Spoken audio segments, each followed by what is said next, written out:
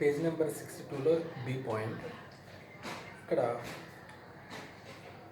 when L follows F, V and SK are straight upstrokes and vowel does not end with vowel. ఇక్కడ వోవెల్తో start అయితే L ఏం చేసాం, downward L రాసాం అండి. అలాగే ఓవెల్తో ఎండ్ అయింది అనుకోండి, అప్వర్డ్ ఎల్ రాస్తాం. వితౌట్ ఓవెల్ ఓన్లీ ఎల్తో ఎండ్ అయితే డౌన్వర్డ్ ఎల్ రాస్తాం. సేమ్ ఆర్ రూల్స్ ఎలా అయితే ఉన్నాయో, when a word ends with R downward R plus vowel upward R, same R లాగే ఇది కూడా ఓవెల్తో ఎండ్ అయితే అప్వర్డ్ ఎల్ రాయాలి, ఎల్తో ఎండ్ అయితే డౌన్వర్డ్ ఎల్ రాయాలి అని చెప్తాను సింపుల్గా. ఇప్పుడు ఏముందంటే ఫాల్ అనే వర్డ్ ఉంది, FALL. సో ఎండ్ విత్ ఎల్తో ఎండ్ అయింది, కాబట్టి మనం ఏం చేస్తామండి, డౌన్వర్డ్ ఎల్ రాస్తాం.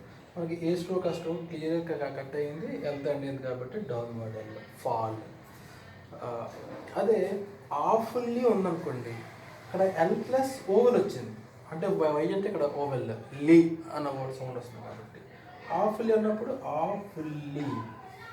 ఎప్పుడైతే అప్వర్డ్ ఎల్ రాసామో ఇంకా అక్కడ ఓవెల్ ప్లేస్ చేయని అవసరం లేదు, ఎందుకంటే అప్వర్డ్ ఎల్ ఉంటేనే అక్కడ ఓవెల్ ఉందని మన ఐడెంటిఫికేషన్.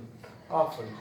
ఇది ఫెల్, FL, ఎల్తో ఎండ్ అయింది కాబట్టి ఎల్, డౌన్వర్డ్ ఎల్, ఫెల్. అలాగే ఫెల్లో, ఎల్ తర్వాత ఓవెల్ వచ్చింది, ఫెల్లో, అప్పుడు FL, fellow, upward L. Full, truth line, full ఎల్తో ఎండ్ అయింది, ఫుల్లీ ఎల్ ప్లస్ ఓవెల్ అయింది, అప్వర్డ్ ఎల్.